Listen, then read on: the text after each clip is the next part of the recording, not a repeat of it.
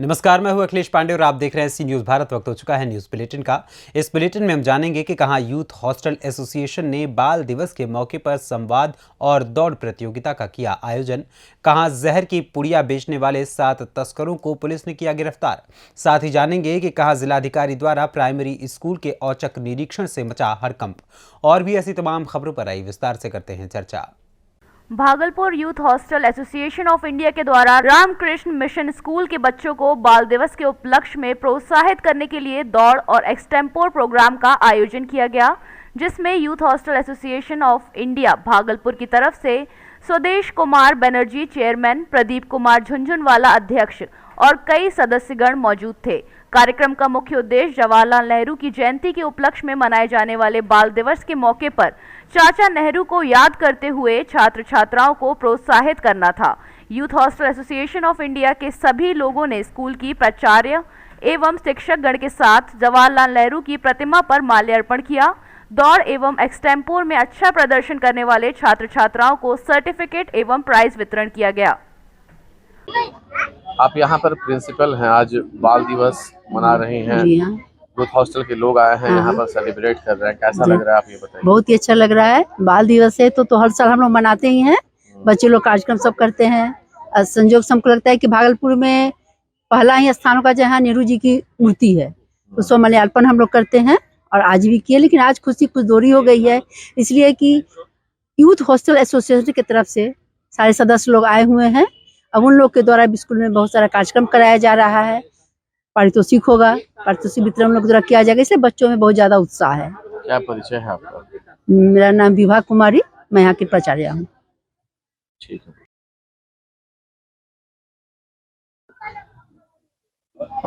आज क्या कर रहे हैं यूथ हॉस्टल की तरफ से आप यहाँ?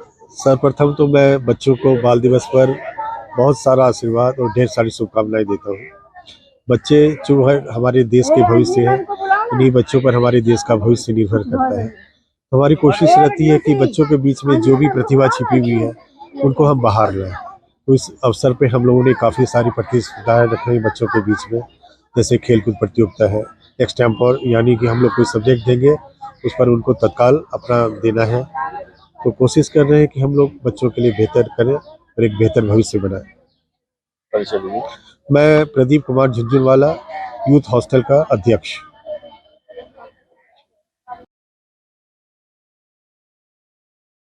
आज 14 नवंबर हम अपना पूर्व प्रधानमंत्री जवाहरलाल नेहरू जी से का जन्मदिन में के रूप में मनाते हैं। आज हम लोग youth hostel association of India की तरफ से रामकृष्ण मिशन मिडिल स्कूल को अपनाते हुए इसी में आज प्रोग्राम हम लोग कर रहे हैं बच्चे लोग को लेकर। और साथ साथ में ये अपने भी याद आ रहा है कि हम लोग भी इसी तरह बच्चे में इसी तरह मनाते थे उत्साह के साथ, और लगा रहा कि हम फिर बचपन में चले गए हैं और बहुत आनंद आ रहा है। मैं मेरे और जितने भी सहयोगी हैं हमारे यूथ हॉस्टल के, सब मिलकर कोशिश कर रहे हैं कि इसको बढ़िया से बढ़िया किया जाए, यादगार के तौर पर। और ये यादगार पल बन के रहे हमारे संस्था के लिए। धन्यवाद। भागलपुर से सी न्यूज़ संवाददाता राहुल कुमार सिंह की रिपोर्ट। भागलपुर में लगातार नशीले पदार्थ बेचने वाले तस्करों पर प्रशासन विशेष टीम का गठन कर उनको धर दबोचने का काम कर रही है।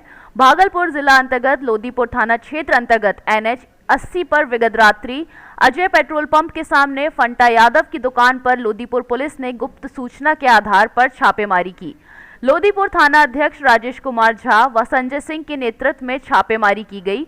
मौके पर उक्त दुकान से अपराधियों के पास गांजा, प्रतिबंधित cough syrup, 4 motorcycle, 4 mobile phone और 14,240 रुपए नकदी बरामद की गई।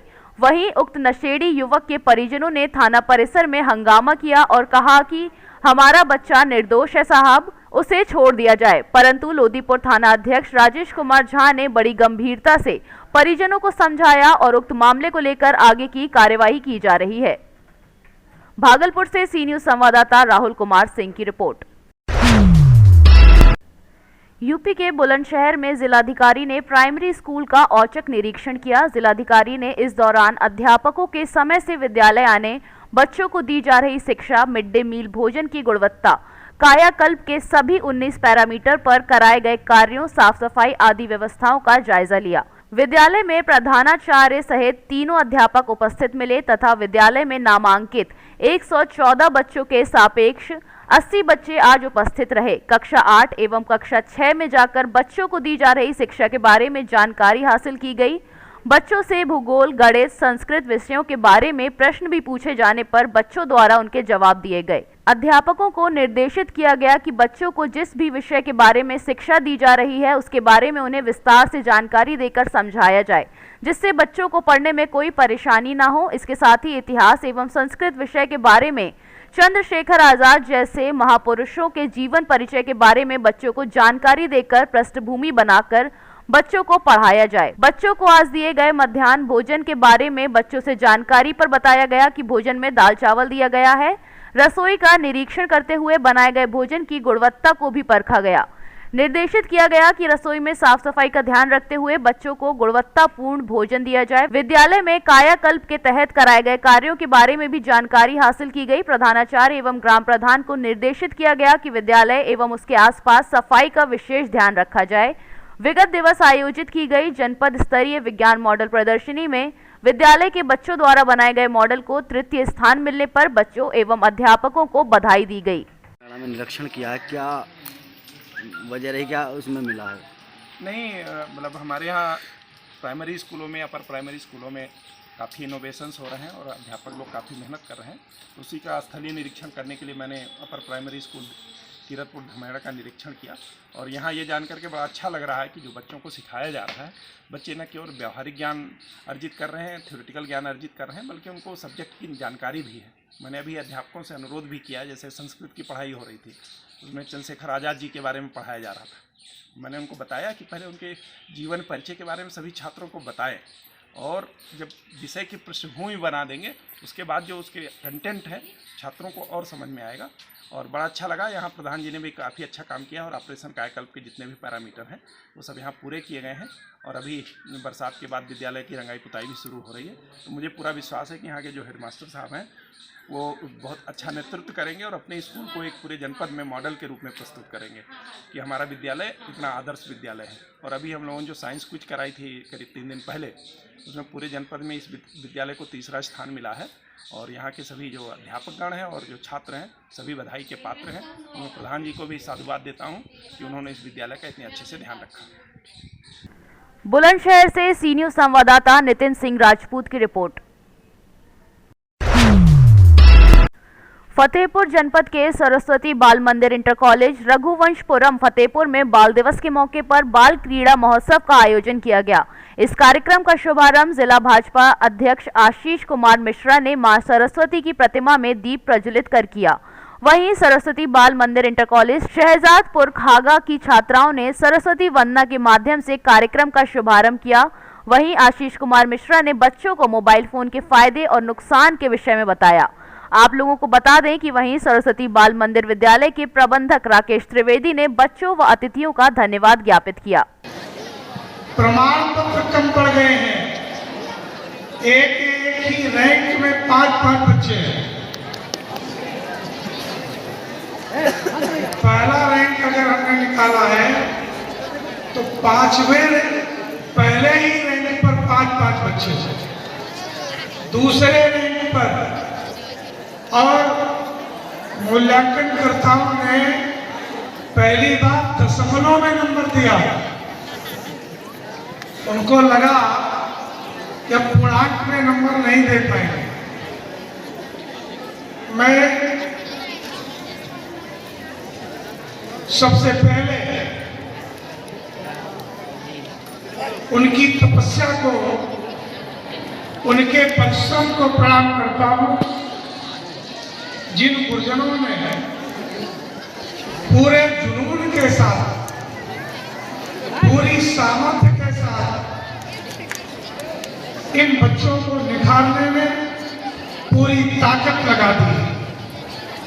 उन सभी आचार्यों को आचार्य बहनों को बहुत बहुत शुभकामनाएं हैं, बहुत बहुत आभार है। इन प्रतियोगिताओं में विद्यार्थियों का जो जुनून देखने को मिला वह संकेत देता है कि आगे आने वाले भविष्य में किसी भी प्रकार की प्रतियोगिता में जब बाल मंदिर का कोई विद्यार्थी बैठेगा तो वो श्रेष्ठता की किस ऊंचाई तक पहुंचेगा, इसका अंदाजा आज इस छोटे कार्यक्रम से हम लोगों को अच्छी तरह एहसास हो गया। फतेहपुर से सी न्यूज संवाददाता ब्रिजेश श्रीवास्तव की रिपोर्ट। खबर गाजीपुर जनपद से है, जहां आज मोहम्मदाबाद पुलिस व स्वाट टीम ने 24 घंटे के अंदर कठौत गांव में मां बेटी की गई निर्मम हत्या का खुलासा करते हुए पुत्र गौरी शंकर कुशवाहा को गिरफ्तार कर लिया है। पुलिस ने उसके निशानदेही पर सिरहाने से आला कत्ल रस्सी बरामद कर उसके हस्तलेख का एक पत्र तकिए के नीचे से बरामद किया, जो घटना के पूर्व लिखने पर घटना की पुष्टि करता है। वहीं गौरी शंकर कुशवाहा एक शातिर किस्म का अपराधी व्यक्ति है, जिसका आपराधिक इतिहास भी है तथा माननीय न्यायालय से गौरी शंकर को 7 वर्ष की सजा भी हुई थी। आज पुलिस कार्यालय में मीडिया के सामने प्रेस वार्ता कर पुत्र गौरी शंकर को धारा 302 के तहत जेल भेज दिया गया है। कल सुबह थाना मोहम्मदाबाद पुलिस के पास ये सूचना आई थी कि थाना क्षेत्र में एक गांव में कटहत, वहाँ पे 2 महिलाओं की डेड बॉडी एक घर में पड़ी है।